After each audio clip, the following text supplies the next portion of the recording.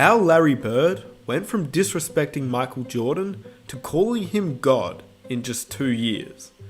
As we all know, Larry Bird is one of the most savage players in NBA history.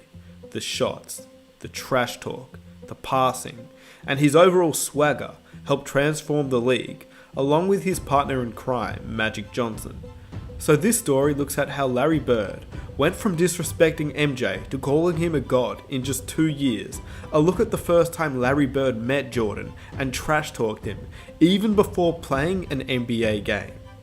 You guys seem to love these types of videos where I include interviews, stories and highlights all mixed in together, and I think this one is a great story. So if you'd like to support the channel, I'd love if you could hit that like button, as it helps me out so much and it only takes 1 second of your time.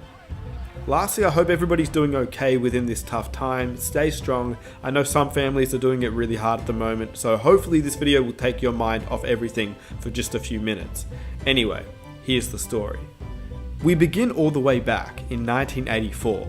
Before being a member of the Chicago Bulls, Jordan would actually participate in the 1984 Olympic team. This is where he'd first be able to showcase how great of an elite talent he truly was. He would play up against NBA players, NBA superstars, and future legends of the game.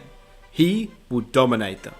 At that time, Larry Bird was coming off an MVP season during the 1983-84 season with averages of 24 points, 10 rebounds, 6.5 assists, and nearly 2 steals per game. He, along with Magic Johnson, were the stars of the league. Bird, at this time in his career, was an NBA champion. He was named the Finals MVP and the regular season MVP. There was nobody in the league who was better than him. He was 27 years of age by this stage, and he was on top of the NBA landscape. But he was hearing about this kid named Mike Jordan. The kid out of North Carolina with freakish athleticism. We all know Jordan as being one of the most ruthless and cutthroat players ever, but at this stage in his career, it was Larry Bird who wanted to make a point. It was at this time that Bird was on top of the NBA landscape. He was the man, and the one who had seen success in the league most recently. The Celtics were again ready to follow their leader into battle. We knew we had the best player in the world on our team. We knew Larry was, and no question about it, he was the best player in the world. And their strategy was straightforward. The game was very simple. Get the ball to Larry and get out of his way. So entering the 1984 NBA season, the league had agreed it would have the Olympic team versus the NBA All-Stars team during the off-season to prepare the college kids that would go on to play for gold in the 1984 Olympics. And the 1984 Olympic team was interesting because future Hall of Famers Charles Barkley, John Stockton and Karl Malone were all cut from the team, leaving the main star, MJ, to dominate the 1984 Olympics. And there's a story going around that Charles Barkley getting cut was because of head coach Bobby Knight, who knew that Charles Barkley was the second greatest player on that roster. So I go there, so we got 120, and like I said, it's probably 30 or 40 Hall of Famers. Everybody who ever played in NBA in the last 30 years was there. But to prove to me that you want to play on this team, you're going to have to lose 9 more pounds. Charles Barkley was an RPIA, Royal Pain in a... And then they finally cut me, and I was pissed at Bobby Knight because he never gave me a fair chance because I was the second best player there by far. So I'm going to the airport. It's me, Karl Malone, John Stockton, and Terry Porter. And Sonny says, "Hey, I talked to John Thompson." I said, "Yeah, what did he say?" He says, "You were the second best player there." I said, "Yeah, Coach, I was the second best player there." And he said, "Who was the best player there?" I said, "Coach, I just saw the best basketball player I ever seen in my life. His name is Michael Jordan. He's from North Carolina." And the story goes that Bobby Knight clashed with Charles Barkley and was worried that he'd mess up his plan to make Jordan the main guy and the star of the 1984 Olympics, which is the reason why he got cut, and Jordan did become that star. Coach Knight, even at that time, thought that MJ was the greatest player he'd ever seen before even playing an NBA game.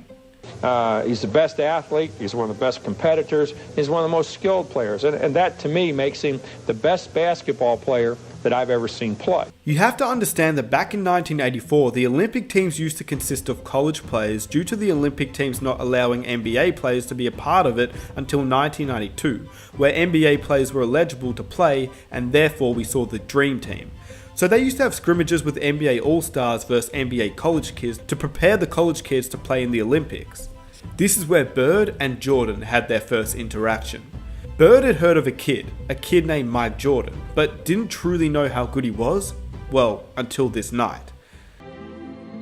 Beyond an acute awareness of his own commercial potential, Bird waged psychological warfare at the drop of a ball. The '84 Olympic team was playing an exhibition game against a bunch of pros, including Larry Bird, and they were in the warm-ups. And a ball bounced down from the college end of the court to the pro end. And Michael Jordan went down to chase it. The ball happened to be picked up by Larry Bird. And Michael went up a few feet away from Larry Bird and held out his hands. And Bird took the ball and fired it back down the court over Jordan's head, as if to say, you're not only not getting this ball, I don't give a damn who you are. Larry Bird knows exactly who this guy is and what's going to happen in the next few years, and he wants to get every edge he can get right now. Knowing Jordan, this would have fueled him. Michael Jordan is the type of player that fuels off energy like this, and Larry Bird was the star player in the league. Nothing was more exciting than a Bird vs Jordan face-off, before even playing in an NBA game. Live from the Hoosier Dome in Indianapolis, Indiana, it's the Olympic basketball team versus the NBA Stars. Let's take a look at these starting lineups out here now. Bobby's been changing around. You see Jordan, Tisdale, Perkins, Robertson, and Fleming. One change from what he did there in the second half yesterday. And for the NBA All-Stars, Aguirre, Bird, Parrish, Thomas, and Paxson. Not a bad lineup for any NBA team. These weren't just any NBA players that 1984 Olympic team was playing up against.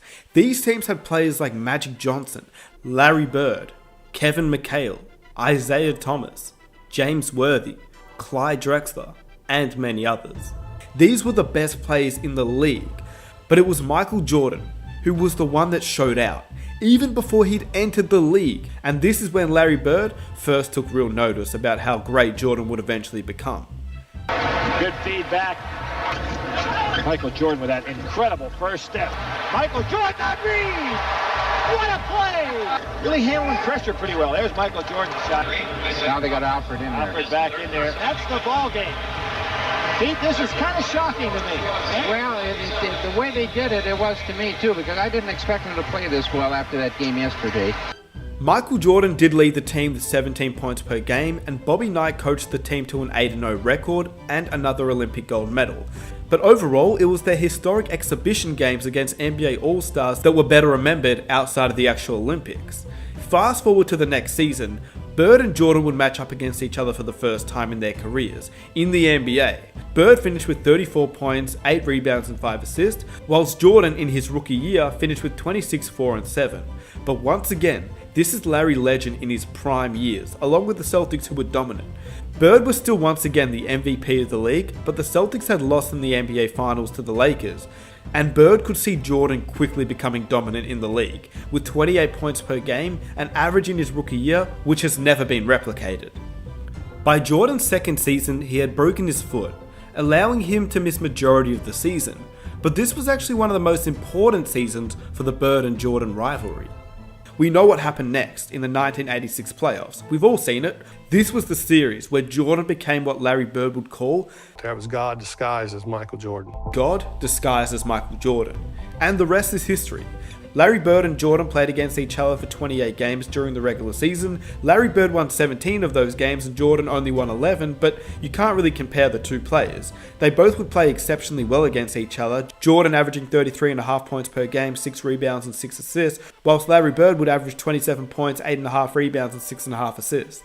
They would meet twice in the playoffs, and the Chicago Bulls got swept each time, despite Jordan obliterating the Boston Celtics. But as we all know, we can't compare them, because obviously Larry Bird was getting older and he phased out basically after the 1988 season where he started to have back issues. Jordan started to dominate the league during that time. And obviously Larry Bird was surrounded by excellent teammates and he won rings. Jordan came into a bottom rebuilding franchise that hadn't won, so the two were in completely different situations. And yes, Bird won more, but it's unfair to rank them at this point in their respective careers. This video was to show the level of respect that arguably the greatest player at the time had for this sophomore kid, just making his way through the league. Larry Bird went from trash talking Jordan during the 1984 Olympics to calling him God disguised as Michael Jordan, and the best player he'd ever seen. Nobody like him. Point blank. I never seen nobody play like he plays. And you can include all of them. That type of player that can go to another level anytime he wants to.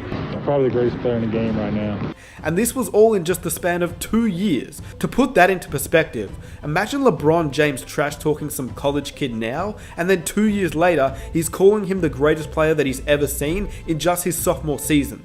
Not to mention, after missing majority of the year with a broken foot. If that doesn't scream out GOAT, I don't know what does.